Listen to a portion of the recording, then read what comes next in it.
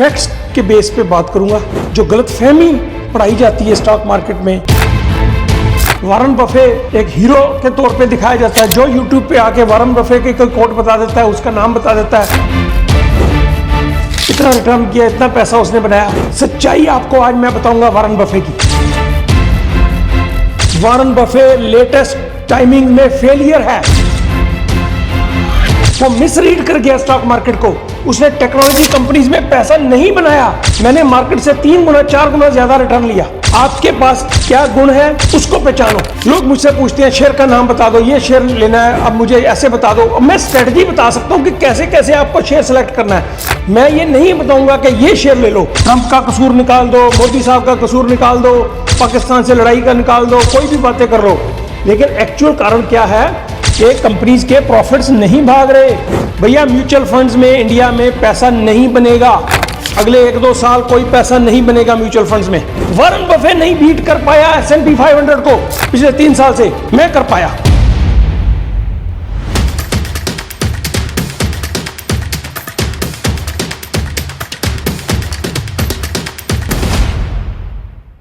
नमस्कार, सत श्री अकाल एंड आदाब दोस्तों।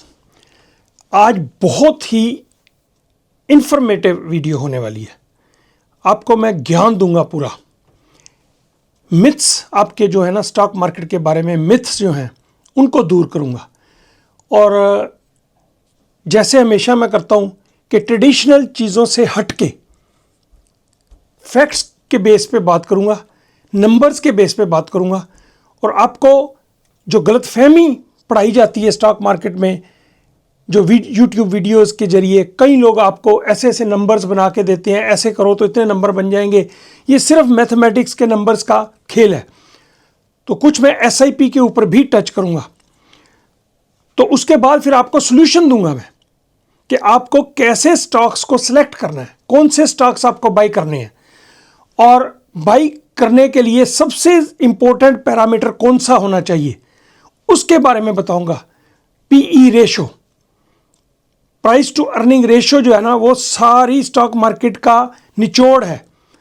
आपको वो पढ़ना सिखाऊंगा और उसके नंबर्स बताऊंगा कि किस कंपनी के और कौन सी स्टॉक मार्केट के कौन से नंबर्स PE रेशियो के हैं और कौन से होने चाहिए। स्टॉक सेलेक्ट करते वक्त, खरीदने से पहले उसकी रिसर्च करते वक्त आप PE रेशियो अगर नहीं देखते तो आप बहुत इंपॉर्टेंट फैक्टर्स को मिस कर जाते हो। लेकिन शुरुआत करूंगा मैं आज कि पिछले 5 साल से कोरोना के बाद स्टॉक मार्केट ने सारी दुनिया में और इंडिया में भी खूबसूरत रिटर्न दिए हैं। और लोगों को आदत पड़ गई कि इतने रिटर्न तो हमने लेने ही लेने हैं।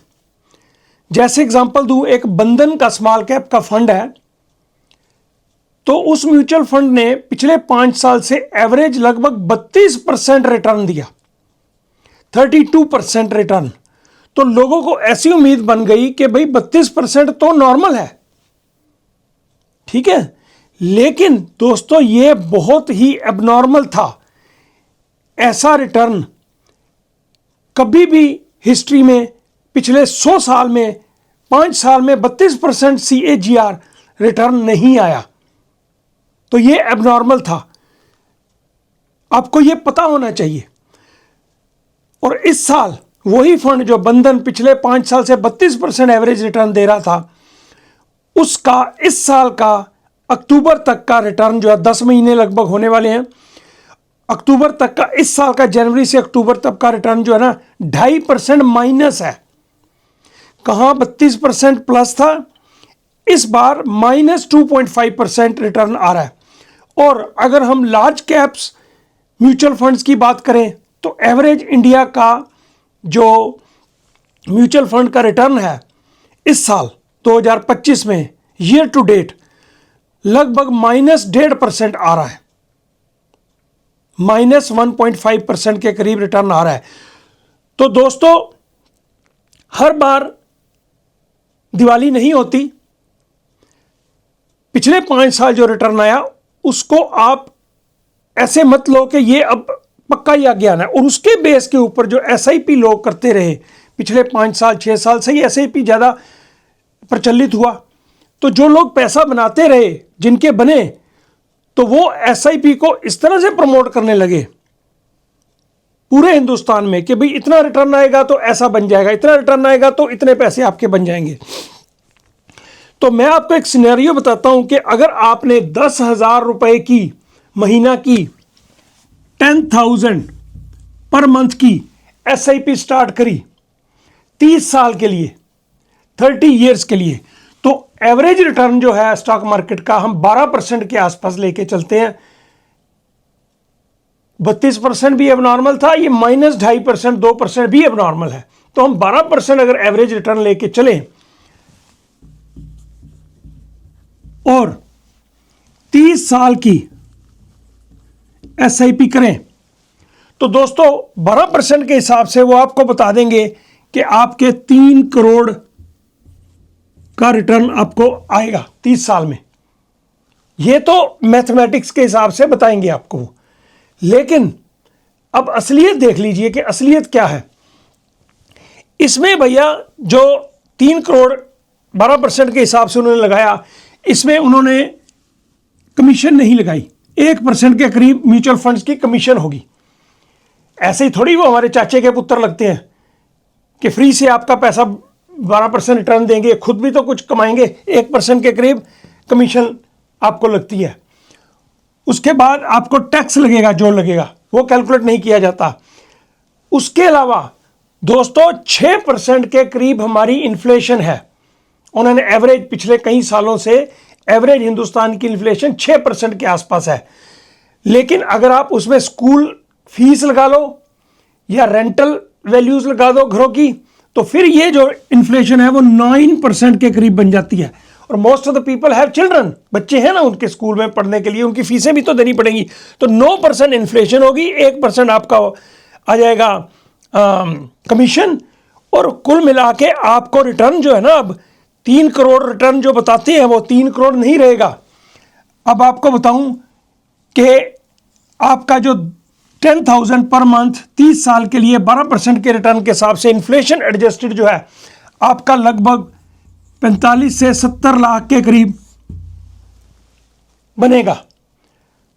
तो ये है सही फिगर, ये खर्चे निकालने के बाद। और फिर आपको जो पढ़ाया जाता है हमेशा कि भैया वो वाली बुक ले लो, वॉरेन बफे ने ऐसे पैसे बनाया। वॉरेन बफे एक हीरो के तौर पे दिखाया जाता है। जो यूट्यूब पे आके वॉरेन बफे के कोई कोट बता देता है, उसका नाम बता देता है, उसकी कोई किताब का नाम बता देगा, इतना रिटर्न किया, इतना पैसा उसने बनाया। सच्चाई आपको आज मैं बताऊंगा वॉरेन बफे की। वॉरेन बफे लेटेस्ट टाइमिंग में फेलियर है। जी हां, पिछले 3 साल से वॉरेन बफे, जो अमेरिका की मार्केट इतनी ज्यादा ऊपर गई, उसको नहीं कैश कर पाया। वॉरेन बफे ने 3 साल पहले ही कह दिया था कि मार्केट ओवर प्राइस्ड है। He misjudge the market, he is a failure in the last 3 years. उसने शेयर बेचने शुरू कर दिए। एप्पल के 2023 से बेचने शुरू कर दिए उसने। 150-160 डॉलर के आसपास एप्पल का शेयर बेचा। आज 250 से ऊपर एप्पल का शेयर है। बैंक ऑफ अमेरिका उसने 35 डॉलर के भी लगभग बेचा। आज 52 डॉलर बैंक ऑफ अमेरिका का भाव है। न्यू बैंक एक है, उसने 10 डॉलर का बेचा, आज 15 डॉलर 50 सेंट का उसका भाव है। तो वॉरेन बफे की मैं आपको परफॉर्मेंस पिछले 3 साल की बताऊंगा। वॉरेन बफे की कोई आपको बताता है यूट्यूब पे कि वॉरेन बफे की पिछले 3 साल से क्या परफॉर्मेंस रही है? सुनो, 2023 से शुरू करता हूं। 2023 में जो S&P 500 है अमेरिका का, जैसे निफ्टी है ना अमेरिका का, S&P 500 है, उसमें 500 कंपनीज आती हैं, उसका रिटर्न था दोस्तों 26%। S&P 500 का रिटर्न था 26%। ठीक है दोस्तों, वॉरेन बफे का रिटर्न 15%। मार्केट को भी नहीं बीट कर पाया, मार्केट से भी बहुत नीचे उसका रिटर्न था। तो कहां का सियाना हुआ? अगर सारे पैसे मार्केट में ही लगा देता, इंडेक्स में ही लगा देता, तो उसको 26% उसका रिटर्न आता। लेकिन बर्कशायर हाथवे जो उसकी कंपनी है, उसका रिटर्न, उसकी इन्वेस्टमेंट, वो कैश इकट्ठा करता गया। कहता मार्केट ओवर वैल्यू है, पैसे शेयर बेच के पैसे इकट्ठा करता रहा। उसके पास 300 बिलियन के करीब कैश है आज भी, क्योंकि वो बस मिस कर गया। वो मिसरीड कर गया स्टॉक मार्केट को। उसने टेक्नोलॉजी कंपनीज में पैसा नहीं बनाया।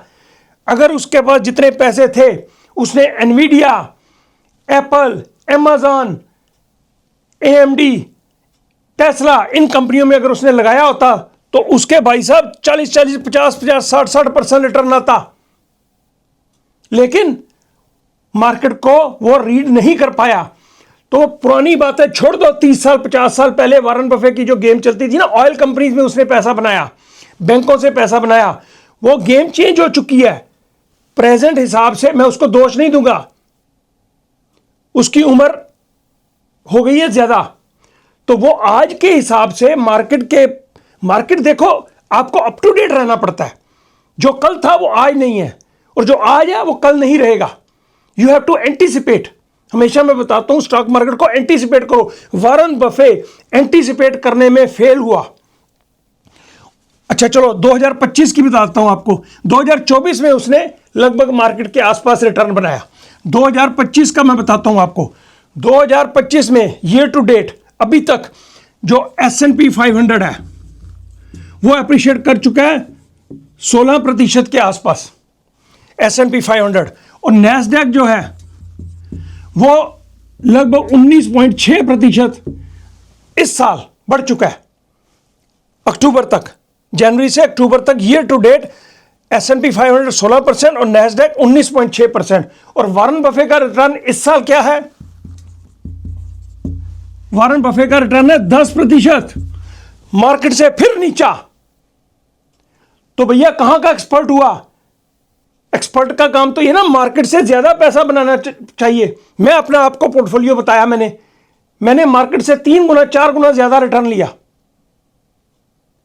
तो वॉरेन बफे जिसके पास पैसे की कमी नहीं, उसने एनवीडिया जैसे शेयर को मिस कर दिया। आर्टिफिशियल इंटेलिजेंस के जितनी कंपनीज हैं, अगर उसने पैसा लगाया होता एएमडी में, एएमडी क्या भाव था? 50-55, आज क्या है?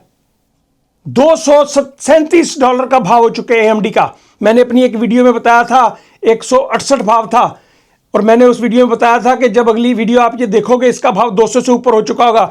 आज एएमडी 239 का भाव है आफ्टर मार्केट, 240 पार कर चुका है आफ्टर मार्केट। ये 240 दोस्तों, 168 था 1.5 महीना पहले लगभग। मैंने जो वीडियो बनाई थी उसमें एएमडी का मैंने बताया था 168 उस टाइम भाव था। तो ऐसी चीजें एंटीसिपेट वॉरेन बफे नहीं कर पाया, तो उससे इंप्रेस होना छोड़ दो। आपके पास क्या गुण है उसको पहचानो। ठीक है दोस्तों, तो ये मैं वॉरेन बफे की रिस्पेक्ट करता हूं। अच्छा आदमी है, खूब पैसा उसने बनाया, लेकिन ये नहीं कि जो एक बार मान लिया कि ये अच्छा है तो वो अच्छा ही है। ठीक है ना? तो वक्त के हिसाब से अब वॉरेन बफे आउटडेटेड हो चुका है। तो उसकी कोर्स उसको देखना। कोई यूट्यूब पे किसी बंदे ने बताया कि वॉरेन बफे अंडर परफॉर्म कर रहा है पिछले 3 साल से? कोई नहीं बताएगा, क्योंकि वॉरेन बफे का नाम लेके वीडियो चलती है उनकी।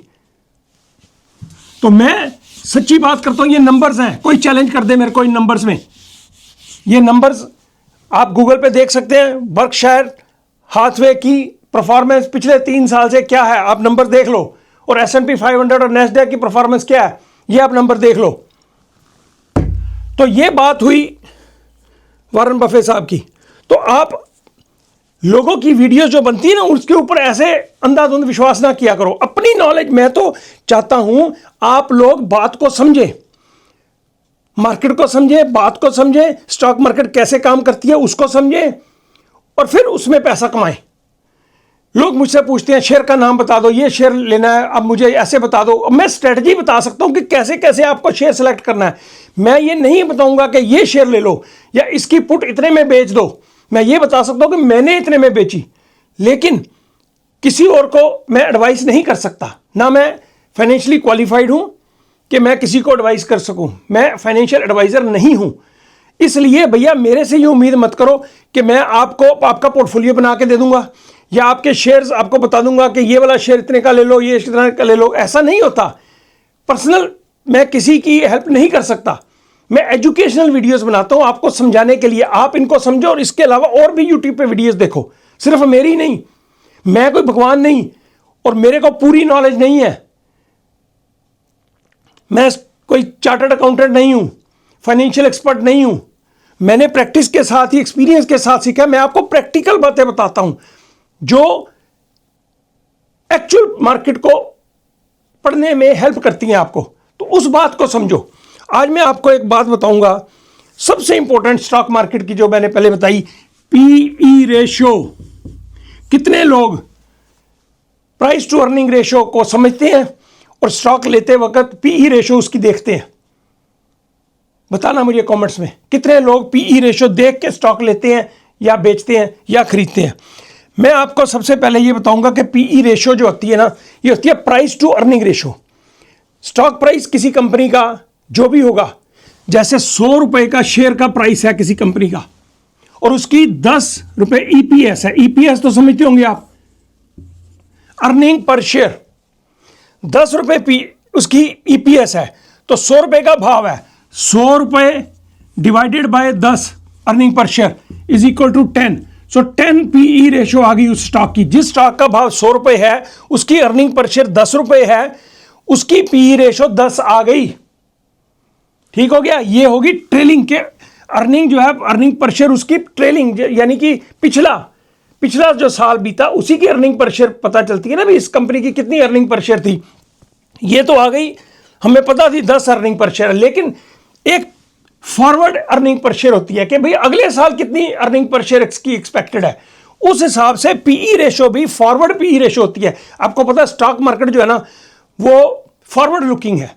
पास्ट में जो हो गया उसका कोई मतलब नहीं है, प्रेजेंट का भी कोई मतलब नहीं है। फ्यूचर क्या है? Stock market is a barometer for future economy, future stock की परफॉर्मेंस। तो फ्यूचर जो है ना, इसकी उसको कहते हैं फॉरवर्ड पीई। अगर आपको ये किसी भी शेयर को खरीदते वक्त उसकी फॉरवर्ड पीई रेशियो देखो। फॉरवर्ड पीई रेशियो होती है अगले साल की, आने वाले वक्त की पीई रेशियो को कहते हैं फॉरवर्ड पीई रेशियो। अच्छा, अब मैं फॉरवर्ड पीई रेशियो इसकी बताता हूं। अगर दोस्तों ये शेयर 100 रुपए का था, 10 रुपए अर्निंग पर शेयर थी, अगले साल क्या होने वाला है? अगले साल 10 की बजाय इसकी 12 रुपए अर्निंग पर शेयर होगी। अर्निंग पर शेयर की क्यों? कंपनी के प्रॉफिट बढ़ गए, 12 रुपए अर्निंग पर शेयर होगी। अब 12 रुपए जब अर्निंग पर शेयर होगी तो 100 को आप 12 से डिवाइड करोगे तो 8.5 पीई रेशियो हो जाएगी, क्योंकि शेयर की अर्निंग बढ़ गई। अगर शेयर का भाव 100 ही रहा तो उसकी पीई रेशियो 8.5 हो गई। समझे बात? इसलिए जब किसी शेयर की अर्निंग पर शेयर बढ़ती है तो उसका शेयर का प्राइस बढ़ जाता है। अगर इसका शेयर का प्राइस 120 हो गया, क्योंकि ये 20% के करीब इसकी अर्निंग पर शेयर बढ़ गई, 10 से 12 हो गई, और प्राइस उसका शेयर का 120 हो गया, तो 120 divided by 12 earning per share अगले साल क्या हो जाएगी? 10 पी रेशियो फिर हो जाएगी। समझ आ गई बात? तो इसका मतलब क्या होता है कि जब अर्निंग बढ़ती है तो उसकी पी रेशियो कम हो जाएगी अगर शेयर प्राइस वहीं रहा। लेकिन क्योंकि फॉरवर्ड अर्निंग बढ़नी है किसी कंपनी की, उस हिसाब से उसका शेयर बढ़ने लग जाता है ताकि पी रेशियो 10 की 10 ही रहे। शेयर 120 होगा तो 10 की 10 रहेगी। अगर शेयर का भाव 100 का 100 रह गया और पीई रेशियो 8.5 हो जाएगी तो आप कहेंगे यार ये तो शेयर सस्ता है, क्योंकि अर्निंग इसकी 12 हो गई, भाव इसका 100 का 100 रहा, तो 8.5 पीई रेशियो होगी। तो कम पीई रेशियो जो होती है किसी स्टॉक की, इसका मतलब वो शेयर सस्ता है। कम पीई रेशियो का शेयर सस्ता होता है। जिसकी पीई रेशियो बहुत ऊपर होती है, इसका मतलब वो ओवर प्राइस्ड है। ओवर प्राइस क्यों है? अब सुनो, फॉरवर्ड पीई रेशियो किसी कंपनी की, जैसे अभी मैं बताऊंगा, एग्जांपल के साथ बताऊंगा आपको कि पीई रेशियो किसी की आपको मिलेगी 30। क्यों है 30? क्योंकि उसकी अर्निंग 50% बढ़ जानी है अगले साल। उस वजह से ऑलरेडी उसको मार्केट ने डिस्काउंट करके उसकी पी रेशियो हाई दे रखी है। अगले साल जब उसके प्रॉफिट बढ़ेंगे तो इसकी पी रेशियो वापस 20 आ जाएगी। जैसे इसकी आई वापस 10 आई, जब शेयर का भाव 120 हो गया तो वापस ये 10 आ गई। तो I hope you understand P ratio. मैं आपको एग्जांपल से बताता हूं अब कि पीई रेशियो आप कैसे देखनी चाहिए आपको। और अब स्टॉक मार्केट में जो भी स्टॉक्स हैं मार्केट में अभी इस टाइम इंडिया में और अमेरिका में, उनकी पीई रेशियो कहां चल रही है, तो उससे आपको अंदाजा होगा कि शेयर ओवर प्राइस है या अंडर प्राइस है, कितनी ग्रोथ एक्सपेक्टेड है, अभी मैं आपको एक्सप्लेन करता हूं। अब मैं आपको बताता हूं कि निफ्टी जैसे एक पर्टिकुलर कंपनी की पी रेशो होती है ना, तो 50 कंपनियां मिलकर निफ्टी बन गई, निफ्टी 50, उसकी पी रेशो अपनी होती है। S&P 500 की भी पी रेशो होती है। वो सारी कंपनियों की पी रेशो को एवरेज निकाल लेते हैं और बोलते हैं कि ये इसकी S&P 500 की पी रेशो है या ये निफ्टी की पी रेशो है। पी रेशो से आपको पहले बताया कि अंदाजा लगता है कि शेयर ओवर प्राइस्ड है या अंडर प्राइस्ड है। ठीक बात। अच्छा, अब हमने देखने के लिए कि जो निफ्टी है ये ओवर प्राइस्ड है या अंडर प्राइस्ड है। निफ्टी का जो पी रेशो है प्रेजेंट, ट्रेलिंग, उसे ट्रेलिंग कहते हैं, पिछला 22.2 पी रेशो है। निफ्टी की पी रेशो इस टाइम 22.2 है। ठीक है दोस्तों। अच्छा, एवरेज जो है पिछले 10 साल से इंडिया की पी रेशो क्या है, इससे अंदाजा लगेगा ना अभी ये ओवर प्राइस्ड है या अंडर प्राइस्ड है। तो एवरेज 10 साल से पी रेशो इंडिया की रही है 20। पिछले 10 साल की एवरेज पी रेशो इंडिया की स्टॉक मार्केट की रही है 20। तो इसका मतलब क्या है कि 22 है अभी, तो इसलिए मार्केट अंडर प्राइस तो नहीं है, मार्केट ओवर प्राइस्ड है थोड़ी सी, क्योंकि 20 एवरेज थी, अभी इस टाइम 22 पे चल रही है। ठीक है। अब इसी तरीके में आपको बताता हूं कि इसकी S&P 500 की पी रेशो है 30.4 समथिंग। S&P 500 की, अमेरिका की 500 कंपनियों की पी रेशो है 30, इंडिया से बहुत ऊपर। तो क्या अमेरिका की मार्केट ओवर प्राइस्ड है? यस, ओवर प्राइस्ड है। लेकिन जैसे आपको बताया कि फॉरवर्ड पी रेशो क्या है, उससे अंदाजा लगता है कि बहुत सारी अगर किसी कंपनी की ग्रोथ होने वाली है तो उसकी पी रेशो ऑलरेडी हाई होगी, क्योंकि उनको पता है कि अगले साल ग्रोथ हो जानी है, तो उस ग्रोथ से फिर पी रेशो वापस नीचे आ जानी है। तो अब अगर हम देखा जाए, अच्छा नैस्डैक की बताता हूं आपको, नैस्डैक की पी रेशो है 34। नैस्डैक 34 पी रेशो में टेक्नोलॉजिकल कंपनी सारी आ जाती हैं, एनवीडिया एंड ऑल दो स्टफ, तो उनकी 34 पी रेशो है। S&P 500 की 30.4 और फॉरवर्ड पी रेशो S&P 500 की दोस्तों है 23 और 27। अब समझो, S&P 500 की 30 है पी रेशो इस साल की, लेकिन अगले साल फॉरवर्ड पी रेशो है 23। इसका मतलब क्या है कि इसके इतने प्रॉफिट्स बढ़ जाएंगे S&P 500 के अगले साल, अगर शेयर प्राइस यही रहे जो आज हैं, तो पी रेशो 23 हो जाएगी। इसका मतलब फॉरवर्ड पीई 23 है, तो इसका मतलब काफ़ी ग्रोथ एक्सपेक्टेड है। और नैस्डैक की देखो दोस्तों 34 पी रेशो है, तो फॉरवर्ड पी रेशो 27। इसका मतलब ये है कि इतने प्रॉफिट बढ़ जाएंगे नैस्डैक की कंपनीज के कि इन्हीं अगर जो स्टॉक प्राइस के आज हैं उन्हीं प्राइस के ऊपर 27 की पी रेशो रह जाएगी।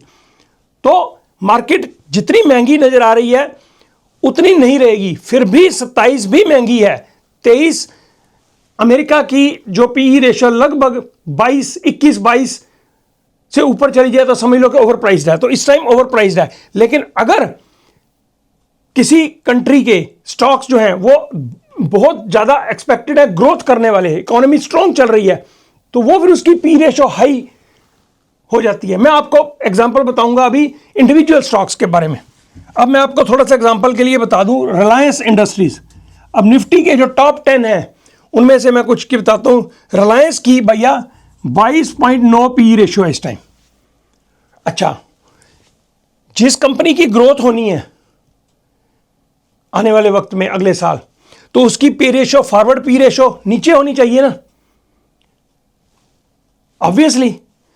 तो अगले साल जो इसकी रिलायंस की forward earning per P ratio 22.5 है, ये 22.9 है, 22.5 है। इसका मतलब क्या है कि अगले साल भी इसके कोई प्रॉफिट कोई नहीं बढ़ने। समझिएगा बात। अर्निंग पर शेयर इसकी जितनी है 22.9 पी है, तो 22.5 4 अगले साल है फॉरवर्ड पी रेशो। इसका मतलब क्या है कि रिलायंस की कोई ग्रोथ एक्सपेक्टेड नहीं है, इसीलिए रिलायंस का भाव ऊपर नहीं जा रहा। अगर ये फॉरवर्ड पी रेशो बता दें कि भैया 18 फॉरवर्ड पी रेशो है, तो इसका मतलब 22 से 18 आ जानी है, इसका मतलब इसका अर्निंग पर शेयर बहुत ऊपर जाएगी अगले साल। लेकिन ऐसा नहीं है।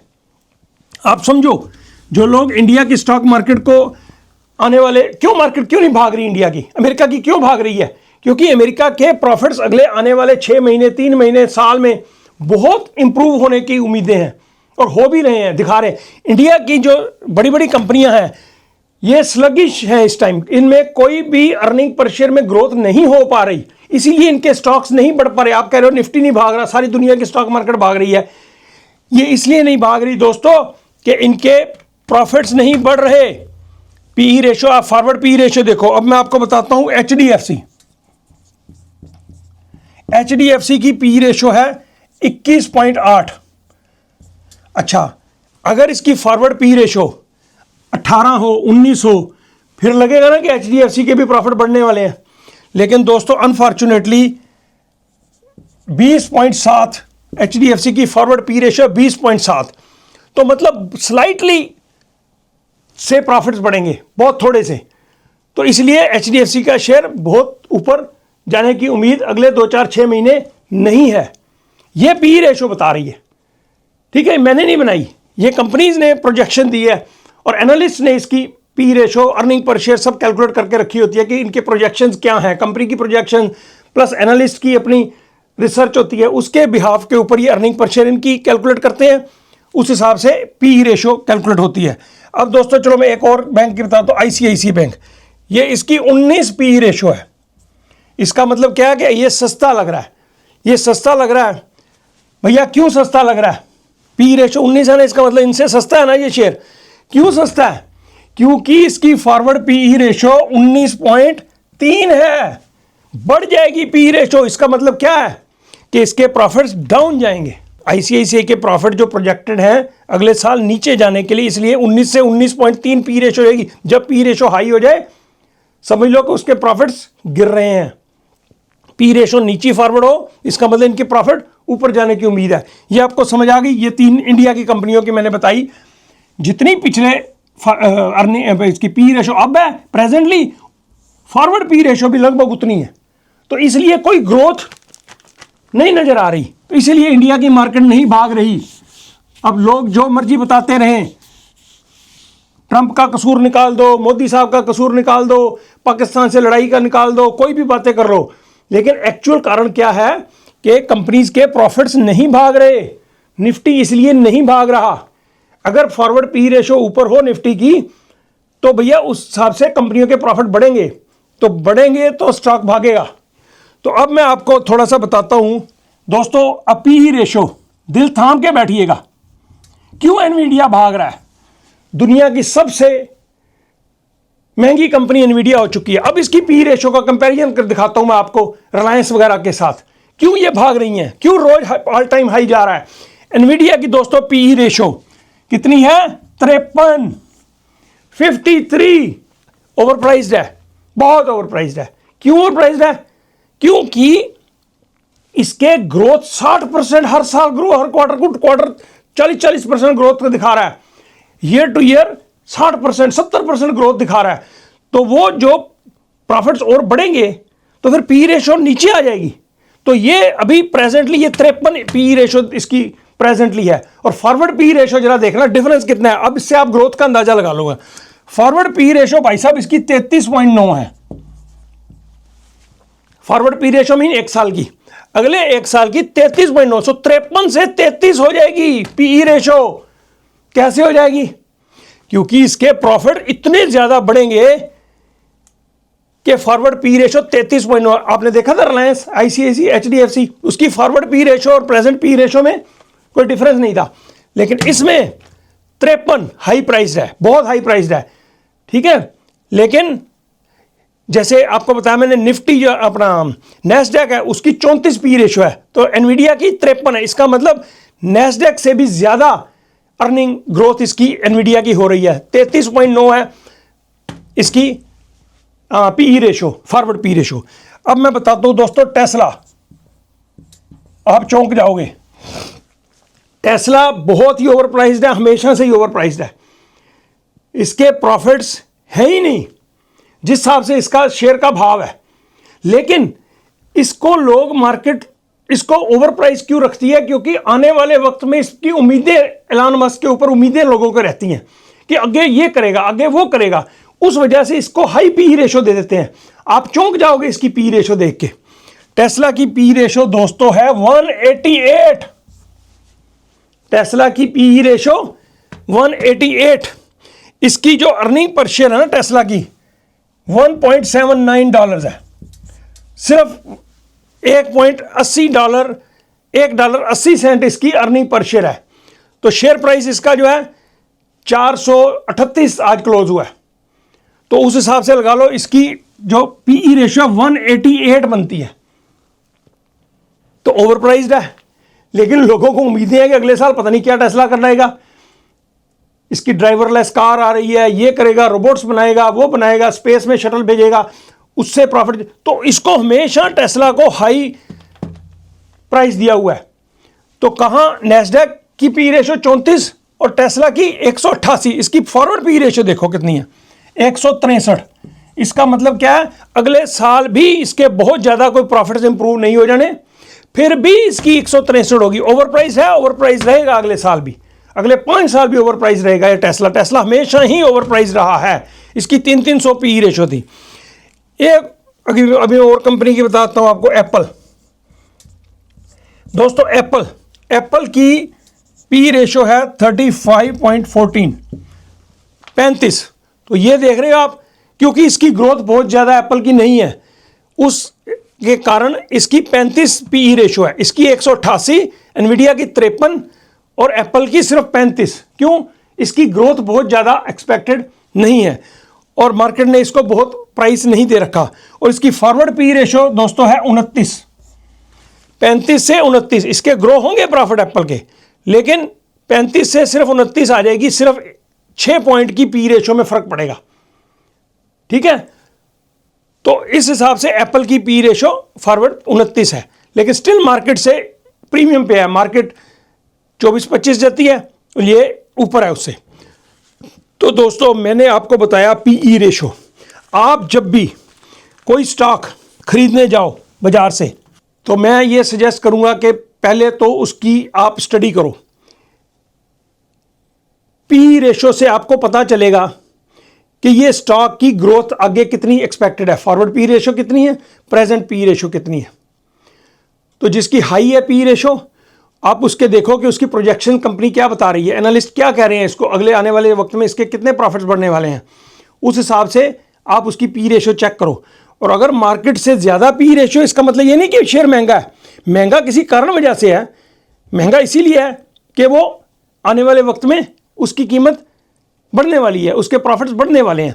जैसे एक आपको मैं बताऊं कि एक जगह पे ज़मीनें हैं और दूसरी जगह पे ज़मीन है। दूसरी जगह पे ज़मीन है 50,000 रुपये गज, यहाँ पे 1 लाख रुपये गज है। क्योंकि वहाँ पे उसके साथ उस जगह में वहाँ के आधा किलोमीटर या 200 गज के फासले पे वहाँ पे कोई बड़ा मॉल आने वाला है, ठीक है, या किसी कंपनी का कोई बहुत बड़ा ऑफिस आने वाला है।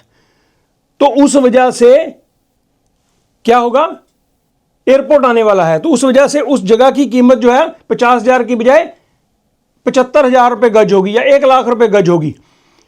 अभी आया नहीं है एयरपोर्ट, लेकिन लोगों ने उम्मीद लगा ली, इसलिए उसकी पी रेशो उस प्लॉट की उन्होंने बढ़ा दी पहले ही। ठीक है ना। तो मैंने पहले से बताया, anticipation is the name of the game. आप एंटीसिपेट करो कि कौन सी कंपनी अब इंडिया में, अब इस सारी कहानी का मैं नटशेल जो आपको एडवाइस देना चाहता हूं कि आपको क्या सलाह है। भैया म्यूचुअल फंड्स में इंडिया में पैसा नहीं बनेगा, अगले 1-2 साल कोई पैसा नहीं बनेगा म्यूचुअल फंड्स में। ठीक है दोस्तों, एसआईपी जिसने लंबे तौर पे लगानी है, फालतू पैसे वहां लगाने लगा रखो, कोई बात नहीं। लेकिन सबसे बढ़िया क्या है, सबसे बढ़िया दोस्तों आपको खुद से स्टडी करना पड़ेगा। ये इंडिया की मार्केट अगर निफ्टी 25,000 रहता है 2 साल के बाद भी, इसका मतलब ये नहीं कि सारे स्टॉक वहीं के वहीं रहे हैं। ना ना ना, दसियों स्टॉक ऐसे होंगे जो भाग गए, आपको उनको पकड़ना है। निफ्टी को पकड़ने की बजाय, म्यूचुअल फंड्स को पकड़ने की बजाय, एसआईपी की बजाय, लोग कहते हैं एसआईपी के आप खिलाफ हो, एसआईपी में ऐसे पैसे बनते हैं, एसआईपी में बहुत पैसे बनते हैं। भैया मैं खिलाफ ऐसे नहीं हूं, मैं ये चाहता हूं कि एसआईपी से कोई आदमी अमीर नहीं बन सकता। 25,000 रुपये तनख्वाह वाला आदमी कोई एसआईपी से करोड़पति नहीं बन सकता, नहीं बन सकता। ये मैं दावे के साथ कहता हूं। उसको क्या करना पड़ेगा? उसको स्टॉक सिलेक्शन करनी पड़ेगी, उसको अपने आप को एजुकेट करना पड़ेगा। वक्त लगा दो ना, थोड़ा सा करोड़पति बनना है ना, थोड़ा वक्त लगा दो, वक्त लगाओ, स्टॉक को स्टडी करो।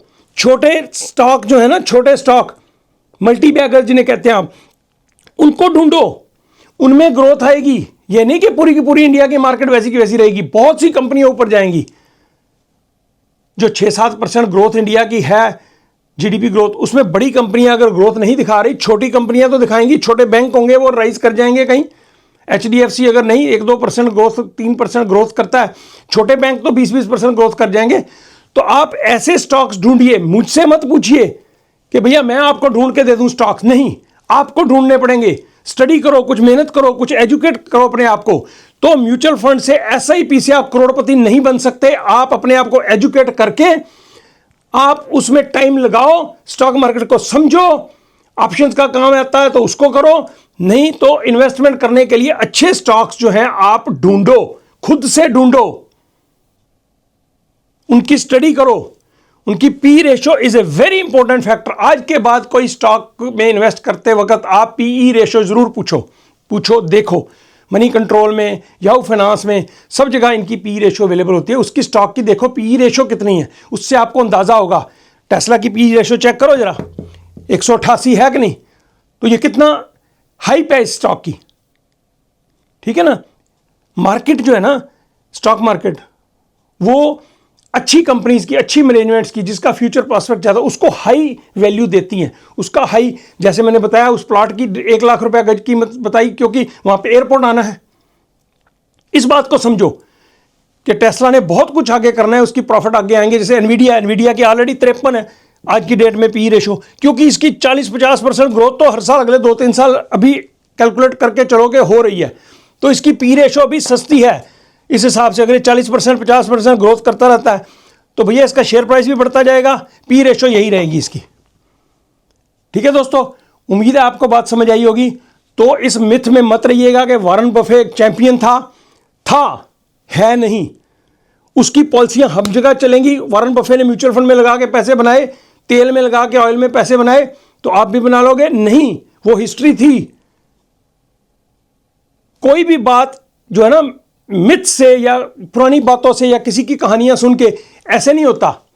किसी बंदे ने सिप लगाई अगर 20 साल पहले और आज वो करोड़पति बन गया, ठीक है ना, तो उसके हिसाब से ये नहीं कि वही आगे भी होगा। स्ट्रेटजी बदलनी पड़ेगी, आपको स्मार्ट होना पड़ेगा। आपको वॉरेन बफे नहीं बीट कर पाया S&P 500 को पिछले 3 साल से, मैं कर पाया। प्रूफ के साथ बताता हूं, मैं कर पाया। 3 गुना 4 गुना रिटर्न मैंने लिया S&P 500 से। तो अगर मैं वॉरेन बफे को फॉलो करता रहता, सारे शेयर बेच के कैश रख लेता अपने घर में, वॉरेन बफे ने यही तो किया, शेयर बेचता रहा बेच के कैश रखता रहा। कैश में क्या 5% रिटर्न आता है, जो ट्रेजरी बिल्स में उसने सारा पैसा लगाया हुआ था।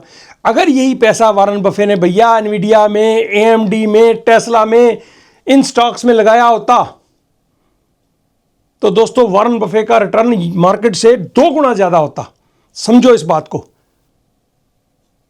इज्जत करता हूं वॉरेन बफे साहब, माफ करना, लेकिन सच्चाई यही है और मैं नंबर्स के बेस पे बात कर रहा हूं। तो मेरी वीडियो देखते वक्त आप ये एक्सपेक्ट कर सकते हो कि फैक्ट्स होंगे, नंबर सही होंगे और कोई मिथ्स नहीं होंगे। जैसी भी सच्चाई हो, कड़वी हो, कैसी हो, बोलूंगा मैं। ठीक है दोस्तों, अपना ख्याल रखिएगा और स्टॉक मार्केट में इन्वेस्ट करने के लिए अपने आप को एजुकेट करिएगा। नमस्कार, थैंक यू वेरी मच।